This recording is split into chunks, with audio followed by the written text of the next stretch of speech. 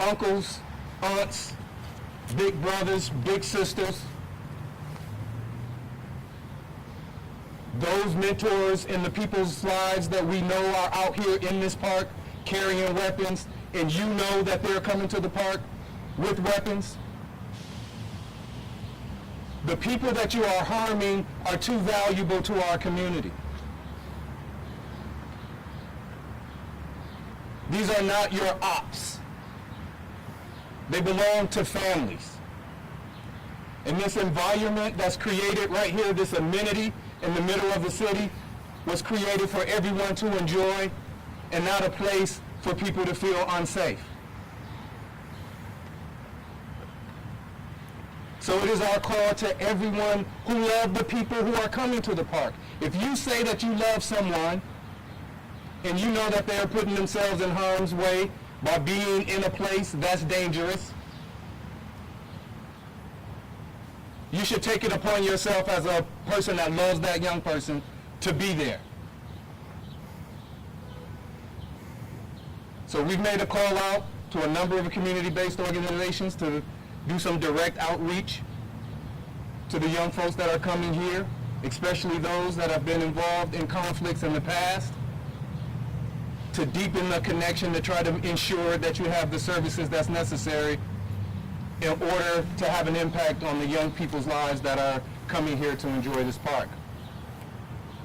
But we want you to know that this is not a faceless blob of people. These are not statistics that we're talking about in the city of Milwaukee. You're harming real families. You're taking away valuable people out of our community that's here to help us get better. So we want you to hear from a parent who has lost a child, so that you know what you're taking away from in our community. The behavior that's happening in our public spaces, in our neighborhoods, it has to stop, and it begins with us. So I want to introduce to you Laprashay Kimber, who has suffered loss, and we want you to see the impact of this type of behavior in our community. Ms. Kimber? Good morning. Good morning. My name is Laprashay Barham Kimber, and I stand before you today as a voice of a black mother that has been affected by the gun violence in this community. It has not knocked on my door just once, but a few times. And my voice is getting tired. When I say my voice is getting tired, my voice is getting tired. And it's heartbreaking daily to meet, it's draining to meet other mothers and fathers and sisters and brothers daily that have suffered the same type of trauma that I have suffered. Our children once had plans. Our children believed that they had a future, and they are being robbed of that just to prove a point.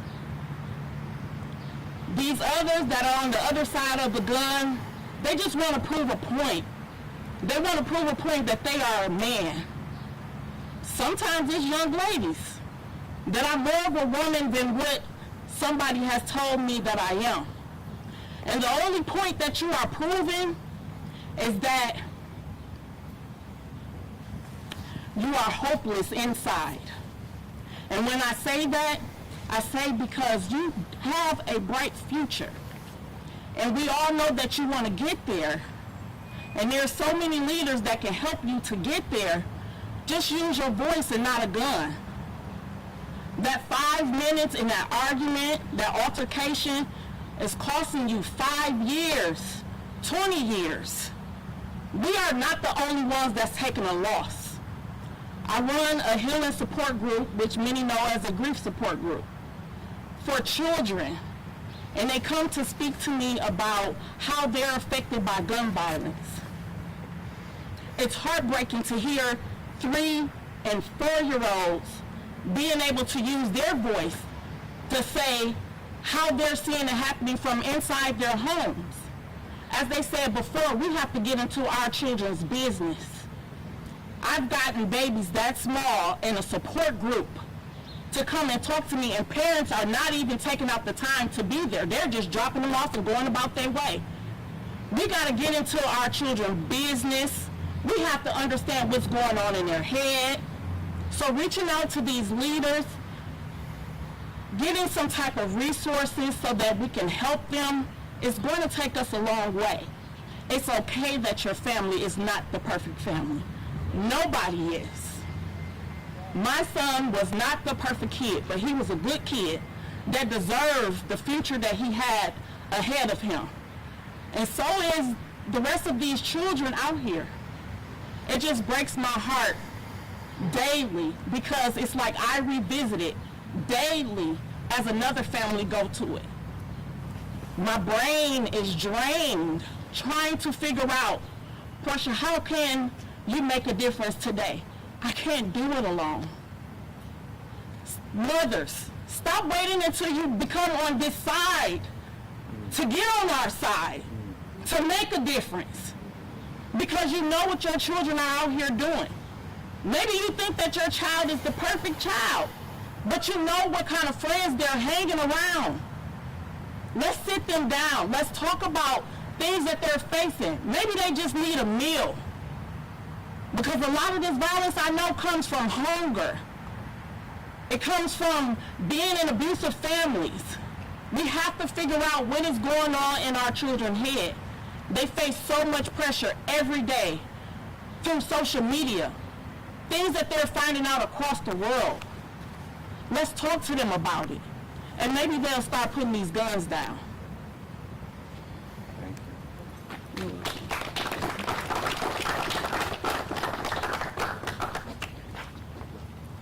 Director Hamilton, Ms. Kimber, thank you both for speaking. Now we'll have Milwaukee County Supervisor Felicia Martin. Good morning, everyone. Good morning. So good to see so many out, and these organizations reflect me behind. Thank you, Sheriff Ball, for leading the call of a multi-pronged approach to face and handle what is happening in our districts. This is the Milwaukee County Supervisory District 10, I believe, of Marcelia Nicholson, Supervisor Marcelia Nicholson, who is also the chairwoman of the Milwaukee County Board. I am the supervisor for District 7. For years, Sherman Park was in my supervisory district. But most importantly, and personally, this is my neighborhood park, as I am a resident of Sherman Park and have been for 40 plus years. This is the park that I grew up in. And today, as we stand here, I was just talking to Ms. Kimber about it. This is very much different than the park of 25 years ago.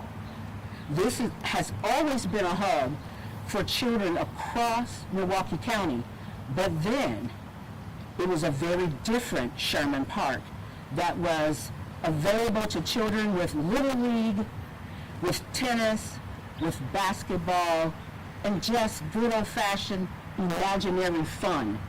We understand that today social media and the handheld devices has mixed the imaginative part of our youth, and that's part of our problem. But I came here today to say that I stand in solidarity with good law enforcement whose heart is with the people. And I believe that of Sheriff Ball as well as Milwaukee Police Chief Norman. Life comes down to three choices, to three things. It comes down to three simple things: choices, consequences, and responsibility. I always hear, what are the elected officials going to do? I stand here to say, for myself, don't worry about what I'm going to do. Worry about what parents are doing or not doing with their children. Because I will commit that as an elected official, I have your backs. Even those who are, as Ms. Kimber said, on the other side of the gun, We have your back, but you must reach out and ask for help. You gotta make the choice. You gotta make the choice either to pick up the gun or pick up a phone. Make a choice. The consequences of your choice never just impacts you and your family. Just imagine being at a river and dropping a pebble. That water doesn't just sit there.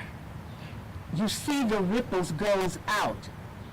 But what you never see, after those ripples goes out, the top of the water is calm. But oh baby, underneath, there is a turmoil that's going on underneath. And that is what we as elected officials, community leaders, law enforcement, and particularly our African American community. I say particularly because that's where it's home for me as an African American woman. We want to come together with you, and a critical piece that I see missing is our faith-based community. As part of our civil rights struggle, and that struggle did not end with the 1965 Voting Rights Act. That struggle continues today. We fight for our civil rights, our human rights, our voting rights, and every other right in between and beyond. We must, Milwaukee, come together as a community. And if you're sitting somewhere and you say, well, it's not my neighborhood, oh, just wait, because it's coming. As I said in the analogy of watching the pebble and the ripples, ripples don't know district boundaries. Ripples don't know city boundaries. The ripples will enter your community if you don't get on this wall with your elected officials and with your community leaders and say, let's tackle the problem together. But it starts at home. It starts in the home, as been reiterated throughout this presser. Parents, I use that word loosely, because parents are engaged. Parents understand that they cannot do it alone, and their choice is to reach out to whomever they can. Maybe it's Miss Fanny across the street, or Mr. Ron around the corner. It could be Poopy or Pookie. They know, and they are available, and they're ready, and they're willing to help you to raise and nurture your children. Our children are crying out. They are thirsty for love, support, and nurturing. Let us do that. Let us stand up and come alongside each and every one. And understand, I may not be on the front line with you, but I got your back because I got to watch your six. Somebody has to have your six at all times. Because if we're all on the front line, in front of the cameras, who's watching your back? That would be County Supervisor Felicia Martin.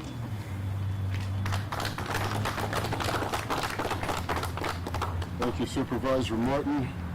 County Executive David Crowley could not be with us this morning. In his stead, we have Regina Wayi from the Department of Health and Human Services. Good morning, and thank you to Sheriff Paul for allowing me the opportunity to share some information about Milwaukee County's Credible Messenger program. I first would like to extend our sincerest condolences to the families that have been impacted by recent incidents. We're holding them in our hearts. A critical component to a young person's success is enhancing their family relationships and relationships with those in the community. Milwaukee County Credible Messenger program is a key strategy that provides mentorship and helps young people to establish meaningful relationships with adults that can help guide them with making better choices. There has always been people doing this work and is built on community relationships. The Credible Messenger program brings together community partners, formalizing collaborations around intervention. This allows us to be able to maximize our resources and connections to help support young people. Incredible Messengers is a proven strategy with promising pilot program results. Of the 65 youth that participated in the Incredible Messenger pilot program, 77% desisted since they began the program. Youth were engaged with the pilot program on an average of 16 weeks. We know this is encouraging, and we also know that we need to do more. We're in the process of expanding the Incredible Messenger program to specifically serve girls with a partnership with Glow 414. We're creating a response team, a coordinated effort to respond to youth public safety situations. And beginning the middle of August, we will begin taking referrals from the community. Our goal is to continue to grow the collaboration and partnership with the community, to be a valuable resource in a preventive response to the youth justice involvement. Our hope is the Incredible Messenger program will bring people together in a way that has not been done before in Milwaukee County. Lastly, I would like to thank the Incredible Messengers and all of the good work that they're doing in the community in their agencies. Running Rebels Community Organization, 414 Life, West Care, Wisconsin, Milwaukee Christian Center, and the Youth Advocate Program. Thank you.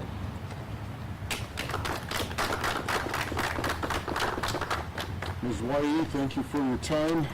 As we are in her backyard, I'd like to invite Kathy Thornton, Bias, Chief Executive Officer of the Boys and Girls Clubs of Greater Milwaukee. Thank you. Good morning, everyone. Thank you to Sheriff Ball and to Chief Norman for pulling this group together today.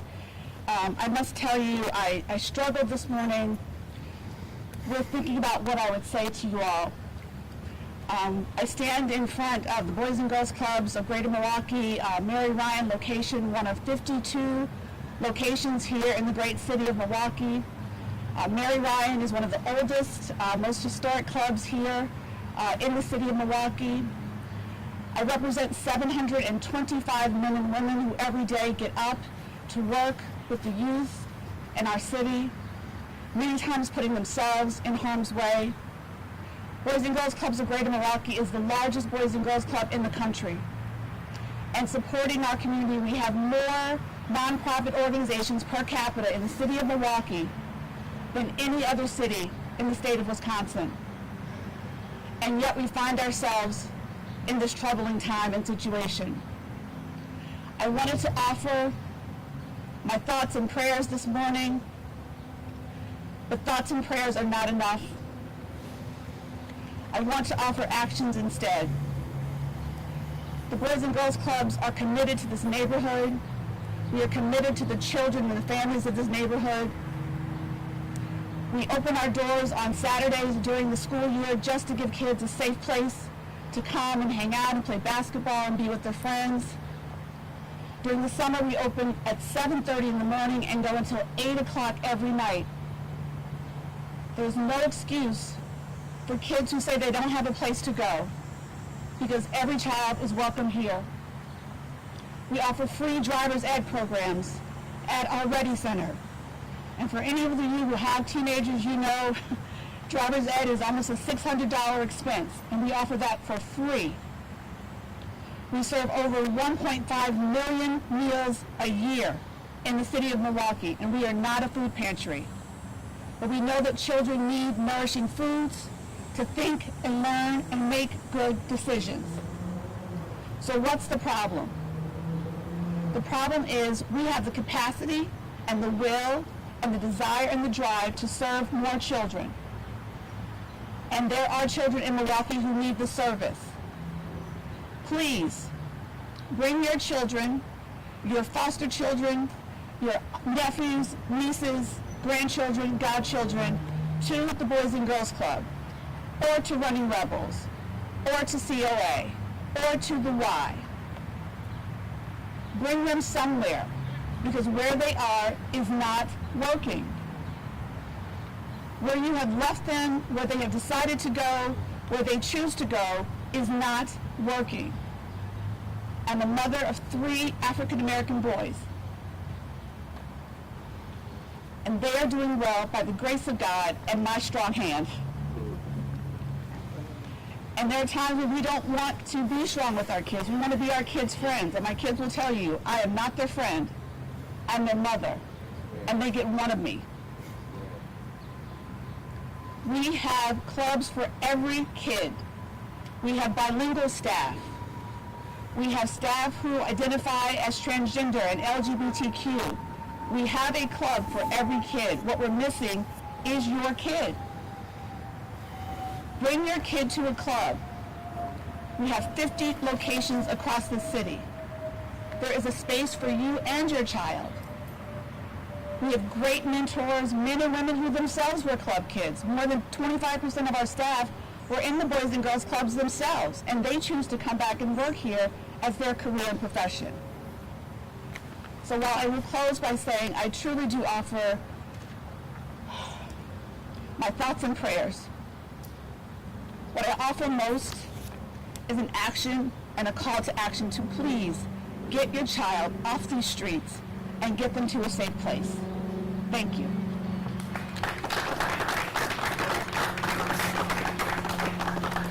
Ms. Thornton Bice, thank you very much. Sheriff Bull, would you like to offer a recap? Just want to say thank you again for everyone. Thank you for attending. Thank you for your participation. It's greatly appreciated. This is a collaborative effort. If we really care about our community, if we care about our kids, we will find a way in which to do something to stop this tide that we're seeing. If you feel that you need to report something that's going on in the community, we have an Atlas One app. You can download it on the Apple Store or the Google Store, whatever device you have. But just don't just turn your head and just don't just say, I wish somebody would do this or that. Why not let it be you? So thank you again for this opportunity, and we'll open it up for questions. Yes, just to reiterate the point the sheriff just made about Atlas One, if you are not familiar with it, there's a QR code on this board that is live, it is active, it can be scanned to download the app, and the tips, the notifications the sheriff referenced can be made anonymously through the app. Great. Question for Sheriff Bob. Norman, this is probably a question best for both of you. Where are these kids getting these guns? Good question. A lot of times they're getting them. Sorry about that. Good questions. A lot of times they're getting them from their homes, or they're getting them from friends, and then they're passing them around. And then they don't know the importance of gun safety because they shouldn't have a gun, and as a result, they end up harming themselves or harming others. So it's unfortunately it's really easy to get a gun because all you have to do is look at your own home. Sheriff Bob. Let me add to that. So we need to make sure that we have a better understanding of this issue that we have with firearm violence. It's not all firearm violence. There's also firearm negligence. Parents or people leaving guns available for children to think it's a toy. It's not a toy. In fact, we need to make more commitment to talk to our kids about if you see something as a replica gun, a real gun, don't touch it. Go get a parent, go get an adult. But on the other side is parents, guardians, people who want to carry out responsibility of firearm, be responsible. We give out gun locks. There's all type of gun safety programs out there because children are shooting each other because of the negligence. So there is gun violence from guns being stolen from homes, being passed around, and also cars where people are leaving their weapons within their vehicles. We need to make sure that we're doing everything we can do to prevent those particular type of situations because that is also contributing to unfortunate harm to our youth and our community. Sure. Yeah, Sheriff. Well, I know there's a lot of youth violence, but what about the violence for our older black men? there something that the city of Milwaukee Police Department is doing to make sure they're keeping a trail on like people in their 30s? There's a lot of young black men in their 30s dying. I know our youth are dying too, but let's not just forget the fact that we have older black men that are still involved in gun crime, and let's just not ignore that fact either. Is there something like in place for where older people can reach out if they're having conflicts and things like that?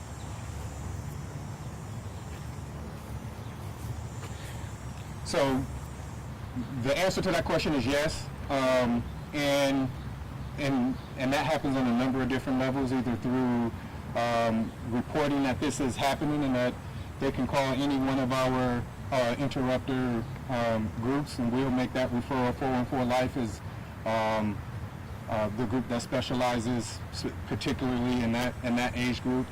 So that's happening, and there is outreach even to that communication around that population around gun safety and access to gun locks for that group too.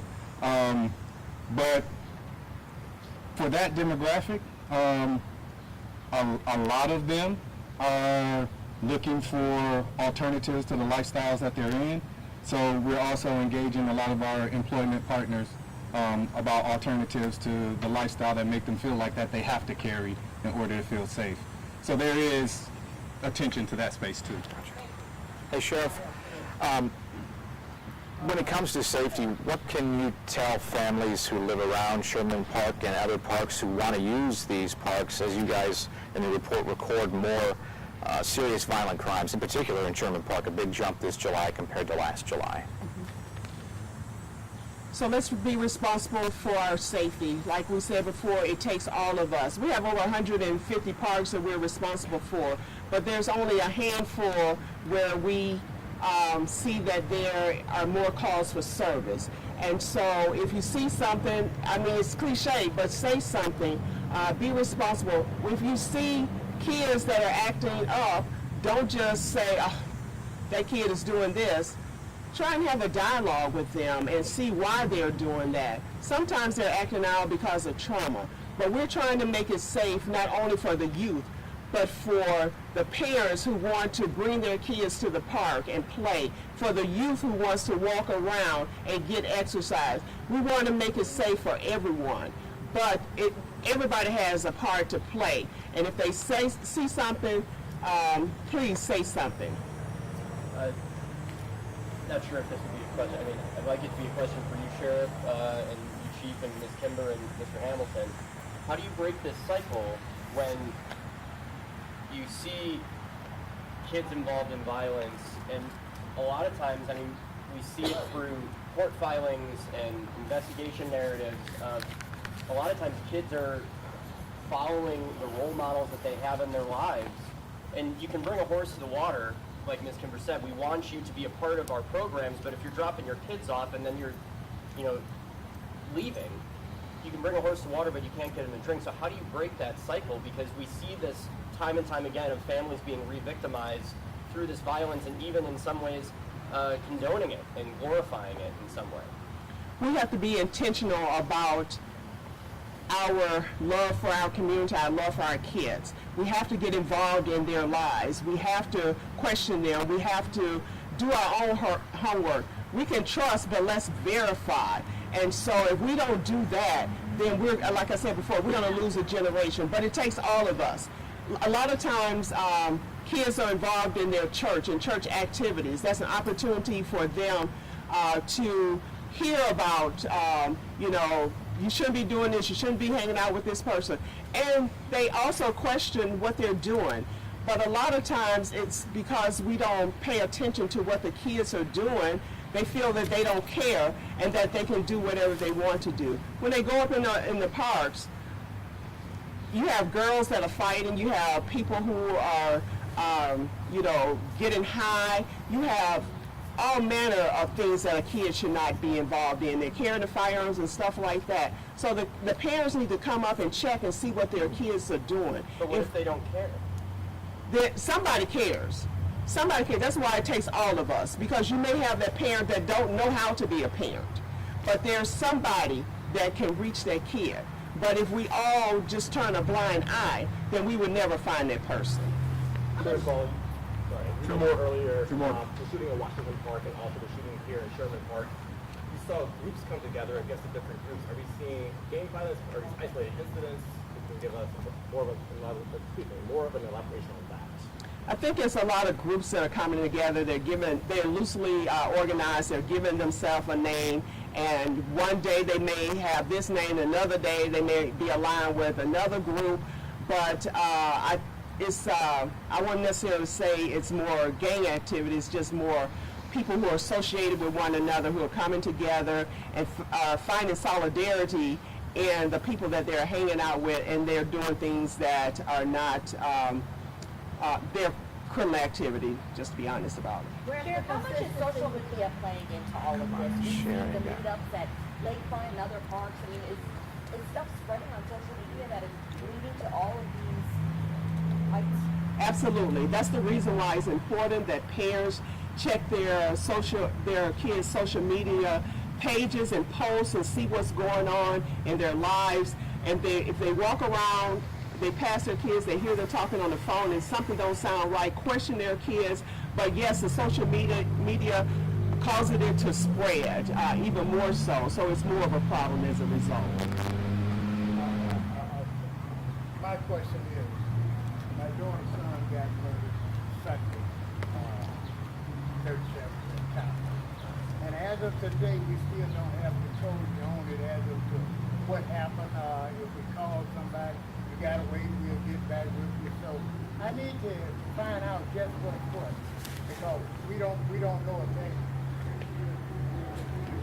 You know, and when you call somebody, and I don't mean this in a negative way, but they seem to be so rude to you when you're trying to talk to them to find out something at a time like this. I'm Pastor Jack. I'm a church man. So I just wanted to know what and how do we go about it? Find out just what it was. So, first of all, my condolences for your loss. This is always a challenging conversation in regards to that. If there are challenges of getting information, there's always a supervisor to be able to complain to in regards to that you're not getting the service that you are expected and deserve. I am always talking about the culture that we're building on in regards to engaged service, dedicated service to the city of Milwaukee. So we can follow up after this and be able to give you some updates in regards to talking who is the point of contact. But this, for anyone, if you don't get the type of service that you're getting from, or you expect from what this department, please speak up. Don't tell somebody else at the house. Don't go down the neighborhood. There is always accountability, and under my watch, and everyone knows, under my watch, accountability is real. Because Brian just talking about accountability out to the, our community, but accountability within the organization. So we can follow up with you, sir. Thank you. Can I speak on that? I want to speak on it, on being on your side, okay? Give you a point of view. They're doing their jobs, okay? They are doing their jobs. When this happens in the beginning, yes, we want closure, yes, we want answers. But we also have to remember that this is an open investigation. So they need time to put things together. If they spill it to you, maybe not you or friends or family members, they may spill it on social media, and then now that interrupts your case. So just give them time. Stay in prayer and trust that things will work out for you. Because I didn't know until it took maybe 2.5 years for us to go through trial during the pandemic. I didn't know until I sat there during trial and saw all the evidence and the pieces and everything that they had put together. So when we think that they're not working, they are really working. The closure that you're looking for, they can't give it to you. You have to give it to yourself, and it comes from within. It comes from the support in the community. It comes from our family members and our friends. They cannot give you the closure that you're looking for. So just please be patient with them.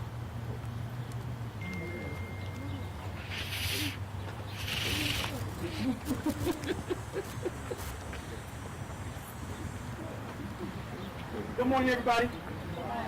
My name is Pastor Ricky Price, Senior Chaplain with Milwaukee County Sheriff's Office. I'm in this community, been in the community for over 51 years. I talked to Chief Lipsky this morning. My son is a firefighter, lost a firefighter. I opened myself to this community. If you need someone to talk to a pastor, talk to a chaplain. My church is 4300 North Green Bay Avenue. And I want to read this real quick. Mount Zion Assembly Church presents to Officer Eric Santiago. On June 19, 2023, you saved a life. One of my church members was shot in the neck. This young officer been on the job 3 months. He went to Freighter Hospital with her. He kept his finger compressed to the wound. Sunday, August the 6th, at my church, at 12 noon, we're going to honor this officer, Officer Eric Santiago. So those of you that can and will, be at Mount Zion Assembly Church at 12 noon, August the 6th, to support our officers. Again, if someone is in trouble, if someone is hurting, you need to know who can they get help from. Talk to a pastor. I'm a chaplain with Milwaukee County Sheriff's Office. I am available to talk. I talk to letter carriers, police officers, firefighters. I'm in the community, being a part of the community, and I will donate and volunteer my services. So again, those of you that can and will, next Sunday, August the 6th, 12 noon, Mount Zion Assembly Church, 4300 North Green Bay Avenue, we will honor young officer Eric Santiago. He's been on the job 3 months. Thank you. Thanks, Chaplain Price, Sheriff Ball, Chief Norman, all of our speakers today. This concludes the formal portion. If you'd like to speak with someone, pull them aside. Thanks all for coming. Everyone back here, the mics are hot, so if you all are going to talk.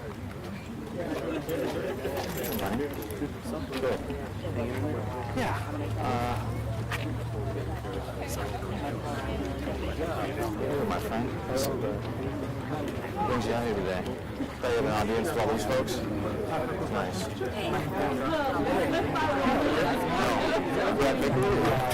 Yeah, she's not here. Channel 6 reporter is Billy's blonde hair right there if you're looking for 6. But that's not here today. What's that? Channel 4, Bruce Harrison. I took the notes. In August 6th, Mount Zion. I'll take a photo. Yeah, I got the date wrong. August 6th, I already got it. Pretty incredible story. Good for him. He only got 3 months on the job, so we're going to honor him. That's impressive. Yeah, you should. Nice talk to you.